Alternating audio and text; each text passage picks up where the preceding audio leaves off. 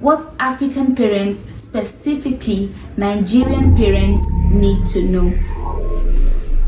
When you put on Peppa Pig or the Loud House cartoon for your child, you think it's just cartoon, right?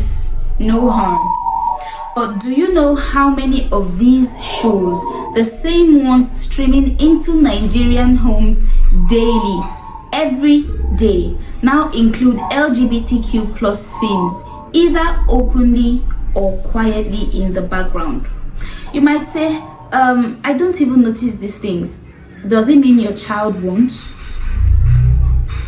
Hello, I'm Imaji and I studied theatre and film arts with majors in children's theatre. Now, over the years, I've spent time studying and creating entertainment for children and adults through my company, the Imajinative Theatre. And I've worked with hundreds of kids over the years as well. And today, I want to show you something every parent needs to know, specifically Nigerian parents, African parents. Now, there are basically two ways in which the LGBTQ plus themes are being infused into children's entertainment. And the two ways are either central or background. By central, I mean main characters, as we would call them here in Nigeria. Even as adults, when we're watching certain shows or movies that we like, we tend to have favorite characters that we are rooting for to always win. Now, and we have the background characters. Now, for the main characters, the story is built around them, and the background characters, they're just there, you don't really notice them, they're not the main focus. Now, here's why both of these characters matter when it comes to our children entertainment, right? When it's the central character, your child follows the story emotionally. They are rooting for this character. They are in love with these characters. They see themselves as these characters. They want to become these characters, right? They are children. Then we have the background characters where parents often don't even notice. These are one of the this is actually one of the major ways in which this entire LGBTQ plus thing is being sold, because they know that if they put it as the main characters, parents will outrightly not allow their kids to watch it. So they put them in the background one way or the other, the way you won't notice, but your child will. Now, let's take a look into some of the cartoons. I'm just going to list them real fast because there's actually a whole list of them. I'm just going to list out a few cartoons that are infusing the LGBTQ plus into their episodes. We have the Loud House, where we see Clyde, a friend to the central or major characters, having two dads. Please, two dads. And then we have Peppa Pig, we have Arthur, we have the Owl House, we have She-Ra and the Princess of Powers. This is on Netflix. The Owl House is on Disney. We have Steven Universe on Cartoon Network. We have Adventure Time. Princess Bubblegum and Marceline are romantically involved children cartoons. We have Kipo and the Age of Wonder Beast. We have Star versus the Forces of Evil. We have Clarence on Cartoon Network as well. Now, these are not obscure shows, right? They are not shows that are not very popular. They are popular shows, and some of them are the most popular shows on cartoon networks or cartoon stations currently worldwide, and they're easily accessible on Netflix, YouTube, and DSTV. Now, the question is whether these shows exist. The question isn't whether these shows exist, right?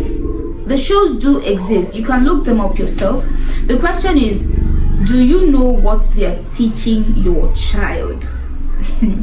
Now, children are, from my experience, children are impressionable. They cannot tell the difference between cartoon and real life, if I put it that way. What they see repeatedly, they begin to enact, right? Whether it's central character or background character, it becomes their idea of normal, right? In Africa, our culture, our religion, and our family values are very, very much different from that of the Western world. And we believe in raising children with values rooted in our traditions, faith, and identity. When foreign media introduces values that clash with those ideas, cultural background, and values that we have, it creates confusion in the minds of children. Unless parents begin to step in and guide their children, you're going to practically raise children that are okay and not finding anything wrong with having two dads or two moms. Now, for all parents out there, African parents, Nigerian parents, I'd like to say you need to pay attention to what your children watch, right? Don't just assume a cartoon is just a cartoon, just for kids. No, sometimes you need to pay attention to what they watch, especially when you're just passing by doing something. Just take a few moments to actually keep an eye on their tabs, the television, whatever it is they use as screen time, to pay attention to what they watch. And another way we can guide what our children watch is to watch with them. I know a lot of adults are not really into cartoons and the likes, but I don't even know the reason why as an adult you won't be into cartoons, but that's an aside. Parents, we need to pay attention to what our children watch.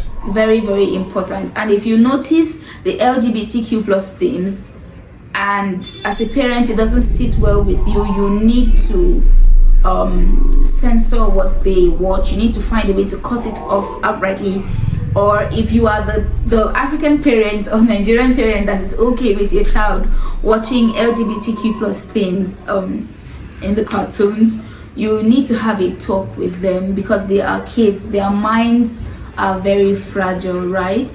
And then the third thing I really think African and Nigerian parents need to do is create a balance. Please create a balance. Introduce African or Nigerian content alongside Western content, because at the end of the day, the morals, the values, whatever it is that we have as Africans is embedded in our African digital products that we let out, right?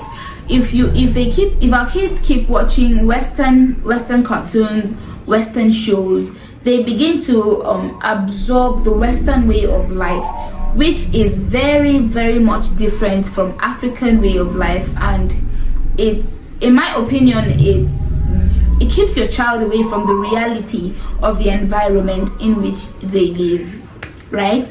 The fourth thing I need parents to do is to be the gatekeepers of your children's content, your children's screen time, your children's TV time. The parental guide on the DSTV, it's there for a reason. The parental guide on YouTube. I said, be the gatekeepers of your children's screen time, your children's content, whatever they consume digitally, right? Because if you don't, trust me, the media will do it for you, and you do not want the media to be guiding your children when it comes to content that they watch. Now, the truth is, entertainment is no longer neutral. And I think we've gone past the ages where you can just say, oh, it's a kid's show, no harm, no foul, right? Now, as parents, we must ask, or rather you must ask, what values are being planted in my child? What does this cartoon represent? Or just take your time to spend a few minutes just to observe what it is that the cartoons are actually centered around, the cartoons they watch, right? And that's it for this episode. Honestly, this is just a deep dive into the children's entertainment. In the next episode, I'll be looking at how cartoons shape a child's identity and worldview. Kindly subscribe, and please, please, please share this video to every parent, every caregiver, every guardian that you know, every auntie, every uncle responsible for a child, and let's spread awareness about the children's entertainment industry and what it's currently getting to, because our children deserve to grow up grounded in African identity, values, and